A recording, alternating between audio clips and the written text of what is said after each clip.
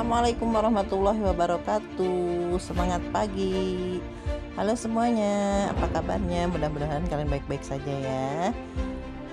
Bertemu kembali di channel pembelajaran Me and My Student bersama Ibu Hamidah Sirajuddin. Kali ini kita masih di tema 2 subtema 2, yaitu bekerja sama mencapai tujuan untuk kelas 6. Pembelajaran 3 yaitu kerjasama merupakan hal yang sangat penting dalam mencapai tujuan sebuah kelompok.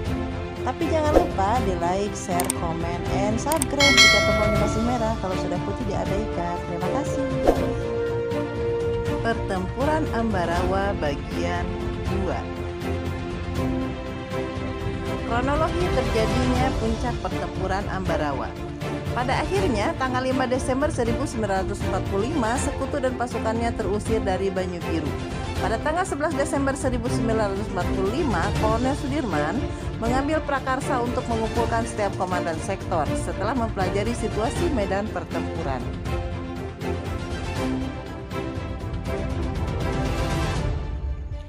Dalam kesimpulan Kolonel Sudirman dinyatakan bahwa Sekutu telah terdesak sehingga perlu dilaksanakan serangan yang terakhir.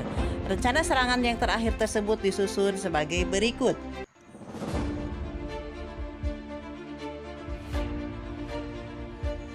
Satu, serangan dilakukan serentak dan mendadak dari semua sektor. 2. Setiap komandan sektor memimpin pelaksanaan serangan. 3. Pasukan Badan Perjuangan atau Laskar menjadi tenaga cadangan. 4. Hari pelaksanaan serangan dilangsungkan pukul 4.30 tanggal 12 Desember 1945. Akhir dari pertempuran Ambarawa ini terjadi pada tanggal 12 Desember 1945 dini hari, yang kemudian pasukan TKR Indonesia bergerak menuju pos-posnya masing-masing. Hanya dalam waktu setengah jam, pasukan TKR berhasil mengepung pasukan musuh yang ada di dalam kota.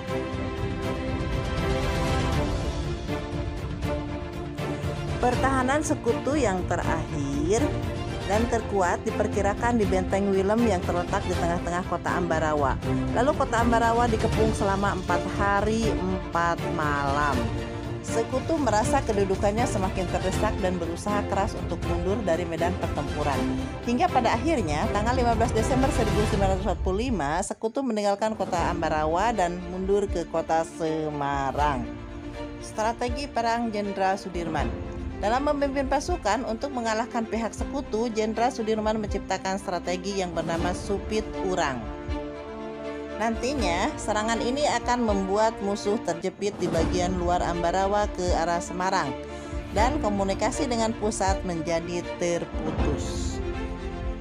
Ada beberapa tempat dataran tinggi yang digunakan oleh Jenderal Sudirman untuk mengalahkan musuh, yaitu Bawean, Lemah Abang, Bendungan, Tuntang, Banyu Biru, Ngampin, Jambu, Kelurahan, dan Baran.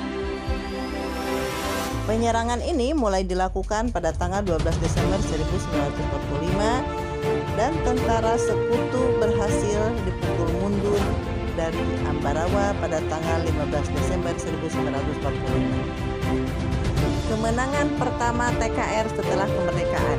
Peristiwa mundurnya Belanda dan Sekutu dari Ambarawa saat itu menjadi peristiwa penting bagi sejarah militer Indonesia loh. Pertempuran Ambarawa yang dilakukan oleh TKR bersama dengan pasukan rakyat ini penting karena kemenangan ini menjadi kemenangan pertama institusi militer Indonesia setelah kemerdekaan. Peristiwa pertempuran Ambarawa juga menjadi bukti kalau strategi yang disusun oleh Jenderal Sudirman berhasil membuat Belanda dan Sekutu keluar dari wilayah Ambarawa.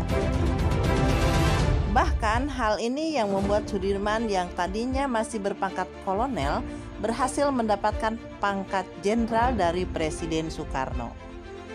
Demikian pembelajaran hari ini. Selamat belajar semuanya. Wassalamualaikum warahmatullahi wabarakatuh.